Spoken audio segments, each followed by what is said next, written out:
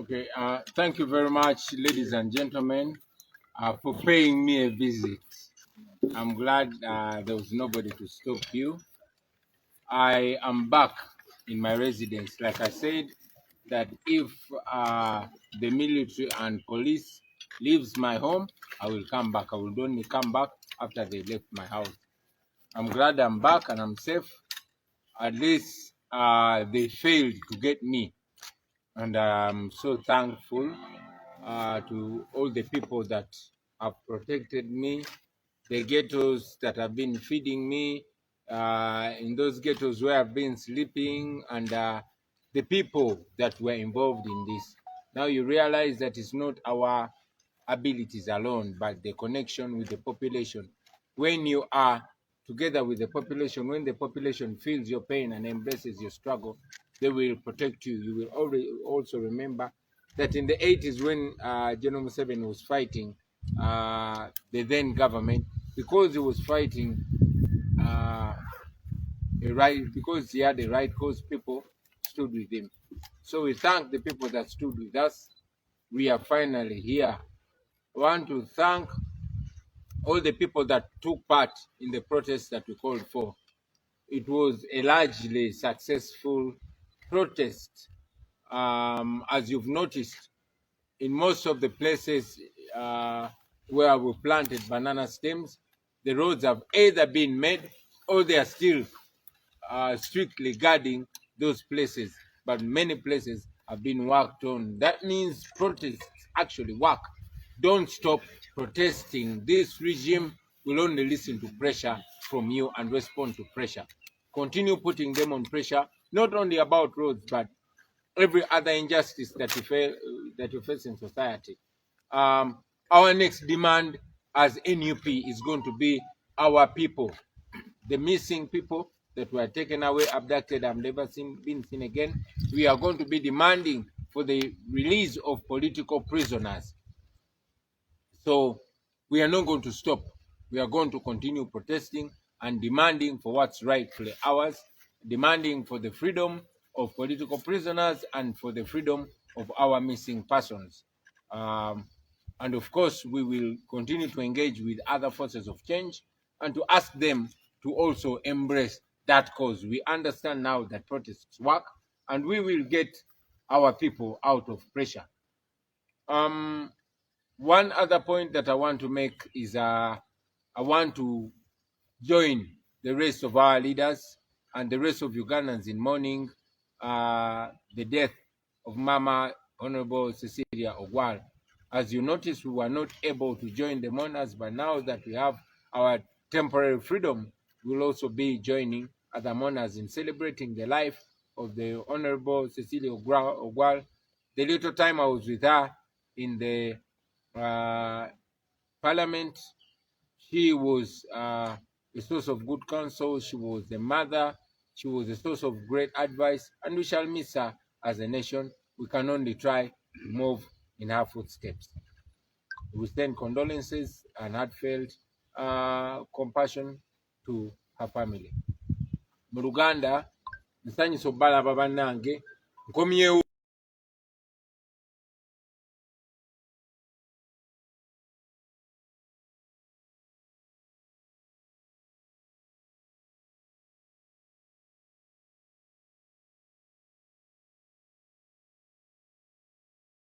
nga bwe nabagamba nti abasirikale ne poliisi banaava amaka gange nga nkomawo. Nkomyewo ndi musanyufu nti twasobodde okubeewala ne batatukwata. Bansalako wano nga bwe mwalaba, ne nabatolokako mu Robert style. Era mbadde mpitanga mu bantu, nga ndi mu bantu ba bulijjo. Njagala okwebaza ne sekwebaza abantu bonna abatukuumye mu ghetto gye tubadde nga tulya, ababadde nga batusuza mu bitundu eby'enjawulo, bantu ba bulijjo ababadde nga batambuza mu amagezi oba advice. kino kyongedde okutulaga nti struggle eno si yaffe ffekka naye buli munnauganda ali mu struggle. Every oppressed Ugandan is in this struggle. Buli muntu ali mu struggle era osobola okukola ky'osobola okukola bw'oba sigwa ali ku front line osobola okusupportinga abo bali ku front line. Mukirabye nti tubadde kinaana abantu be baamukuumanga kubanga naffe abantu batukweka ate n'abalala abali mu mmwe nabo batukweka kubanga nabo banyigirizibwa.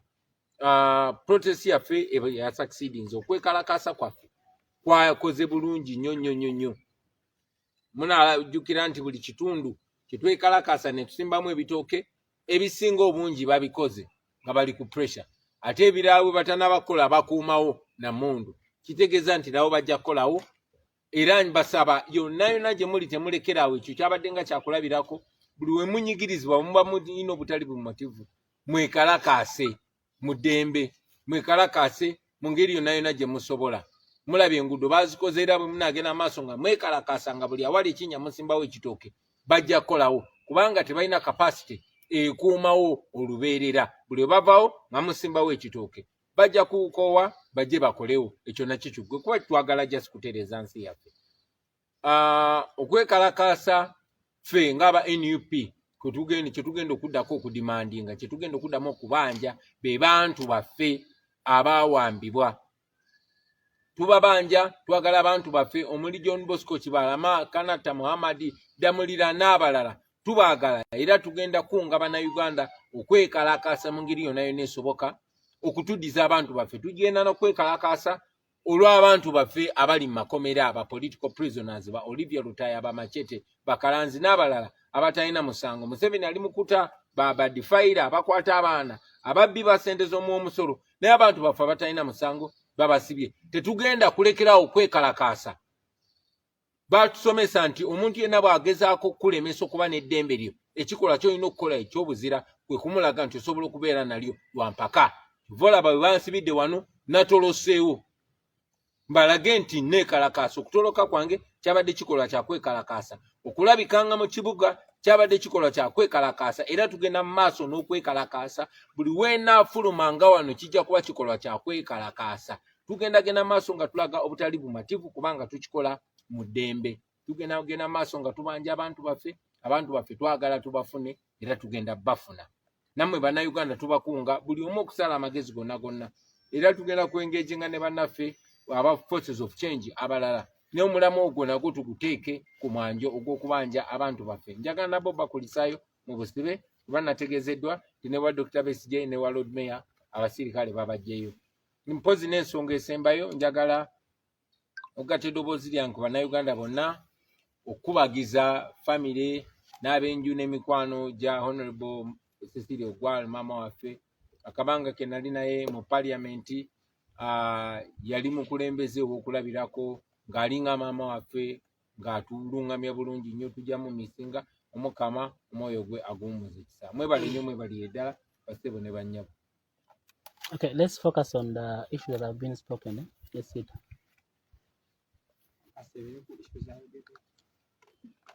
Naye ekikwoca ekibadde kinjokya nze sita wa Uganda nkola sita media Uganda. Ku social handles kwabaddeko ng'oweereza obubaka eri UN nze bwe mbaddeko olw'ensonga nti emikutu egimu egy'abo ba ambassadors abazze ku naamu naye gundi endala babadde bagamba nti bo bwe bazze mu Uganda balabye nga tewaliiwo human rights violation yonna. Kakati era ekyo nakyogeddeko kya buswavu nnyo. Abazungu abasinga abakozesa abadikiteta mu Africa olwa interest zaabwe era si kyanjawulo nga abakozesa Museveni. Ayagala nnyo okutunuulira ba opposition oba no balibolinga nga ba western puppets. Naye Museveni the western puppet number 1. Twavumiridde nnyo ekya Ssaabawandiisi wa UN okujja mu Uganda n'atayogera ku kunyigirizibwa kuli mu Uganda, n'atayogera ku kutyobola ddembe ly'abantu, n'asanga nga abakulembeze b'opposition tuli under house arrest mu bumenyi bw'amateeka n'atakyogerako. Naye ate n'okusingira ddala si ku Uganda yokka wabula tulina crisis e Congo. Abafirika basukka miliyoni 5 battiddwa e Congo naye ne kitayogerwako. So kyabadde ng'ekiraga nti ku ye obulamu bw'Abafirika si kikulu nnyo ate nga tumanyi nti obulamu bwonna bwenkanankana So twabategeezezza nti UN erina okudda ku mulamu ogwagiteekesaawo oba si ky'abantu bajja tandika ogikubamu ebituli nga bwe bakubye ebituli mu mukago gwa non-aligned movement ogwatandikirwa okuyambako abantu abali banyigirizibwa naddala Abafirika abali mu bufuzi obw'abazungu Abafirika mu South Africa abali banyigirizibwa mu apartheid nga byebintu kati ebiri mu kugenda maaso. So non-aligned movement nayo yaluuzinga oba yavaamu omwoyo gwayo gweyina okwenoonya oba si kijja kulekerawo okugoberwa n'okuweebwa ekitiibwa. Kibuuze kibuuze kankikutaase. Thank you very much. Yeah, we criticized the Secretary General of the United Nations for coming to Uganda and not even mentioning the gross human rights violations that are ongoing in Uganda. He was in Uganda when the opposition leaders are under house arrest, including myself, who was on the run from the military. He did not talk anything about the gross human rights violations and the abuse of democracy in Uganda. He did not even talk about the massacres and the mass killings in the Congo, where up to 5 million Africans have lost their lives. He did not talk about the plunder and dehumanization and humanitarian crisis that is ongoing in the Congo. That, to many of us, spoke to the hypocrisy of the UN. It spoke to the disregard of African lives. While other lives are being considered, African lives didn't seem to matter to him. We criticized him, called him out, and called on the UN, reminding them that the UN must stand for the values for which it was established, or else it will attract resistance and disdain and, dislike and indignation from the oppressed people of the world. Mr. Yeah. Bill.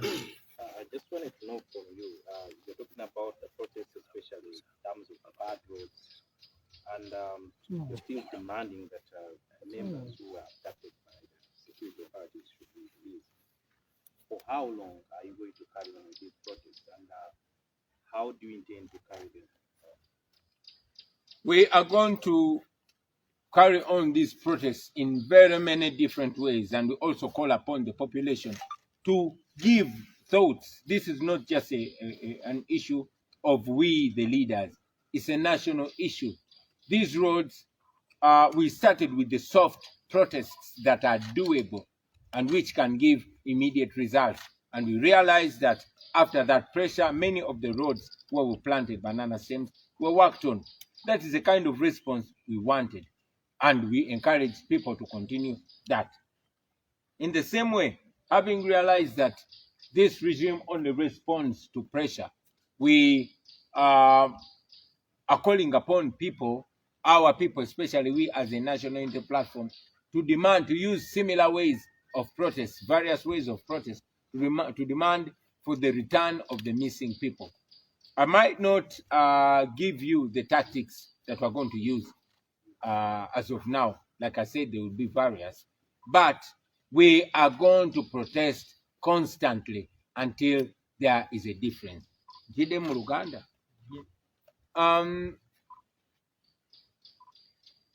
Ombuuza nti tugenda kwekalakasa mu ngeri ki era tunaakomawa.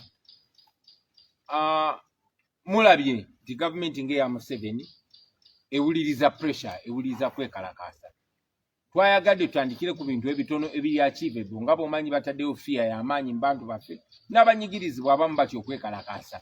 Abalala balowooza nti okwekalakasa kasuka bukasusi mayinja nakwogana. Nedda, okwekalakasa kwe kulaga obutali bumativu. Oyinza n'okwekalakasa ng'osigadde wo, oyinza n'okwekalakasa ng'otambula mu ngeri emu, oyinza n'okwekalakasa ng'oyimba. Kati okwekalakasa kuno kwe twayise okw'okusimba ebitooke mu kkubo kwalaze amakulu ate agataaluddewo, kubanga ebifo bingi nnyo byabaddemu okwekalakasa gye basimbye ebitooke amakubo baagakoze. Gye batannaba kugakola lazima baataddewo abakuumi naye tebasobola kimaintaininga era bajja kuba balina okugakola okwekalakasa okwo kukendere. Mu mbeera y'emu twagala okuteekawo pressure twekalakase mu ngeri ez'enjawulo era tuze tusaba ne bannayuganda bannaffe nabo batuwe ku birowoozo eby'engeri gye tuyinza okwekalakasaamu. kwegamba kiberenga kituuka ku buli muntu nga tubanja abantu baffe abawambibwa be tutamanyi komayitire n'abo abali mu makomera mu bukyamu. Tugenda kwekalakaasa paka ddi? Tugenda kwekalakaasa paka tuza paka kuwulira bubi. Tugenda kwekalakaasa paka nga waliwo enjawulo kuba tumanyi bano bawuliriza pressure. Tetugenda kulekeraawo. Mbagambyeko nti n'okutoloka kwange wano nako kabadde kabonero kakwekalakaasa. Era n'okulabika kwange ne bannange mu bantu eyo ate nga gavumenti teyagala tulabike mu bantu era kabadde kabonero kakwekalakaasa. So tugenda kwekalakaasa mu buli ngeri yonna yonna oba kitwetagisa kushowinga up mu bantu gye batasuubira yonna make sure nti tu raising awareness ensonga y'abannaffe abawambibwa teva mu ddiiro teva ku mumwa paka nga family zaabwe bamaze zimaze okubalabako. Uganda sababati twalabye bannaffe abannaabwe kuzimu ku nsonga ez'abaletedde okwekalakasa osimba ebitooke kwe kulaga abagenyi bannaamu nti Uganda sintebenkevu abantu bali bubi. Pulezidenti Museveni bamuwadde ekisanja ky'okulembera naamu ekiyita ne mu myaka gyabuzaayo ku bukulembeze bw'eggwanga ekiyingira mu myaka emirala gy'atannafuga kuba gye batannamulonda. Kati nga ggwe awakanya obukulembeze bwa Yoweri Kaguta Museveni yeno pulezidenti w'eggwanga, njagala mpe ku ndowooza ye olaba kye baakoze kino balina kye balaba mu maaso oba bakikoze kulaga nti kuba bo bagambye bawa Museveni bawadde pulezidenti wa Uganda ate nga pulezidenti abuzaayo emyaka ebiri ye Museveni akyaliwo. Okusooka okikutangaalizaamu tebawadde pulezidenti wa Uganda Museveni ne bwavaako omwezi ogujja kyetuluubirira twagala aveeko as soon as possible. Ne bwavaako omwezi ogujja oba omwaka ogujja pulezidenti wa Uganda abeerako yaba akulembera olukiiko lwa NAM. So tekiri ku Museveni ye ng'omuntu wabula oyo abeera mu ntebe ey'e Uganda. Naye era wadde ekyo nkigambye still tuwakanya Museveni kubanga tali mu ntebe mu butuufu. Tuvola twagala omumwamulamu mu bbanga eritali lya wala nnyo. Okulaba nti twasimbye ebitooke mu kiseera ekyo wabaddewo olukiiko lwa NAM kuba twadde twagala okubikkula olutimbe Museveni ne gavumenti ye lwetaddewo. Ensonga lwaki bawambye abantu bakutta abantu ne babajja ku kkubo, ensonga lwaki bagaddewo bizinesi z'abantu n'ezifaanana obubi, ensonga lwaki abagenyi babayisiza mu makubo gamu gano ag'ebinnya ne babasibire ne bagamba bannansi temutambulira mugali amalungi mutambulire mu g'ebinnya, ensonga lwaki minisita wa Museveni yalagidde bannayuganda basinike amannyo nga abagenyi bazze kubanga baagala okusitimbawo ekifaananyi ekyobulimba Uganda mirembe babayise eri mu makubo ge batereezeza tige malungi. So twayagadde okulabisa era twagala magenda maaso okulabisa gavumenti ya Museveni si eri abagenyi ba NAM bokka n'abagenyi b'olukiiko olugenda maaso olwa G77 plus China n'eri ensi yonna yonna okulaga nti ekifaananyi kyabaterawo kiri fake si kye kyamazima. Bannayuganda bali mu kunyigirizibwa era bannayuganda beetaaga ensi yonna ebeegatteko ng'enunula. SBBS. Nze mwagende wa BBS so mbuuza program yalangirirwa kutambula eggwanga nga mwekalakaasa yajjuka mu wakati awaka kyekiddako program gyayimiridde nga byali oba waliwo program? Tujja genda maaso n'okutambula mu bitundu by'eggwanga eby'enjawulo nga bwe mwalabye nti tetwagenze iganga kuba bannanga abamu babadde bakwate so nesagala gendayo nzeka ate elira era twayongezaayo olw'okufiirwa kwa mama waffe Honorable Cecilia Ogwal tujja kuba tubategeeza programu zaffe ki ezigenda okuddako. Yes. Amanya Waisha Moses Musoga wano. Oweekitiibwa President nina ebibuuzo bibiri. Ekibuuzo ekisooka omugenzi Cecilia Ogwal yagudde mu bulamu bw'ensi nga ggwe ng'omukulembeze wa NUP era waliko omubaka mu paalamenti eyo kiki nga ggwe ng'omuntu kiki kyojjukira ku mugenzi oyo kubanga abadde ku side ya opposition? Ekibuuzo ekyokubiri twagala kutegeeza otangaazamuko nga kino ekibiina kyemwegase mwenna nga opposition twagala kutegeeza Bannayuganda ani omwogezi w'ekibiina ekyo kubanga tulaba buli muntu avaayo ayogera ani omwogezi w'ekibiina ekyo? Webale nnyo ozere timbadde maze okwogera ku nsonga ya maama waffe Cecilia Ogwalo nera jjajjiddamu kuba nze nali mu paalamenti naye yali maama waffe mu by'obukulembeze yali ntabiro ya kuyiga kuba yalina experience y'amaanyi ate ng'alabye Uganda ng'eyita mu mitendera egy'enjawulo so abadde wa kuyiga bingi ebimu abadde by'okunyigirako ate abadde n'amwatulira so tujja musubwa nnyo omugendo gwe tulimu ogwa United Forces of Change si kipya ojja kujjukira nti kuva dda nga tukolinga for unity forces oba amaanyi ag'enjawulo agalwanira enkyukakyuka batuyita United Forces of Change tetuli kibiina era tetulina mwogezi wenaawe bw'oba oli force of change tewetaaga kuba munnabyabufuzi oyinza okuba nga olina gurupu yo y'aba student oyinza okuba olina gurupu yo y'abakyala oyinza okuba olina gurupu yo y'abanaddiini naye nga mwagala enkyukakyuka naddala ey'emirembe nobeera part of the United Forces of Change naddala akasito twegattako so twagala okutambulira butambulizi wamu ffenna ngaffe buli ayogera kasita aba ayogera amazima abeera mwogezi wa nkyukakyuka kasita aba ayogera ekituufu abeera mwogezi wa nkyukakyuka mwebale nnyo mwebale eddala basibu ne bannyabo mukama bankumbi akoyi babiri bokka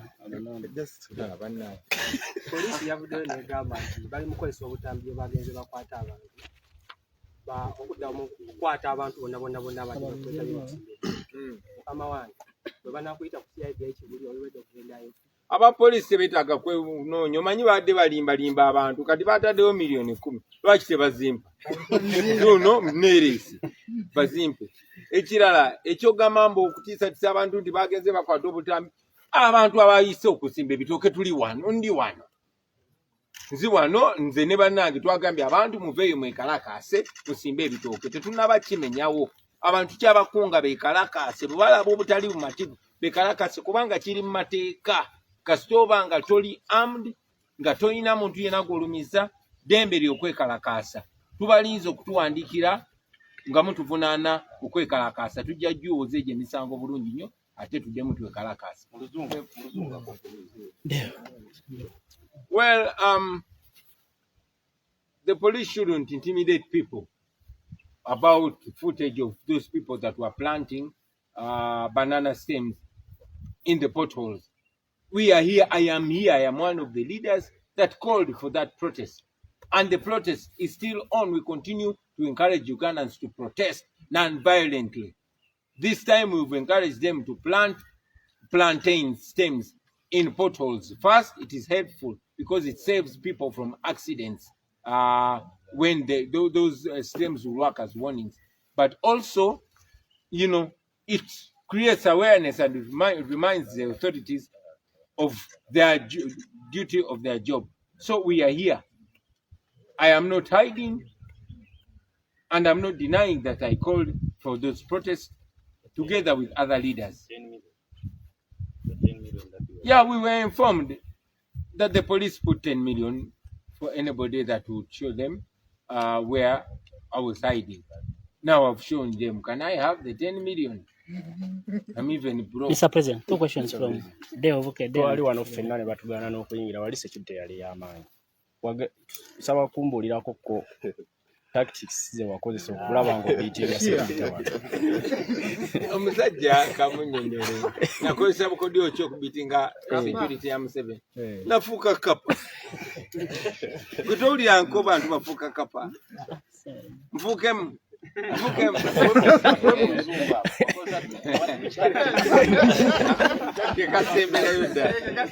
Well, Sedel is asking how I was able to be security. As you must have heard people saying, I became a cat. So I'm sure you've heard that in the 80s, somebody used to become a cat and evaded security. So I also became a what? Thank you.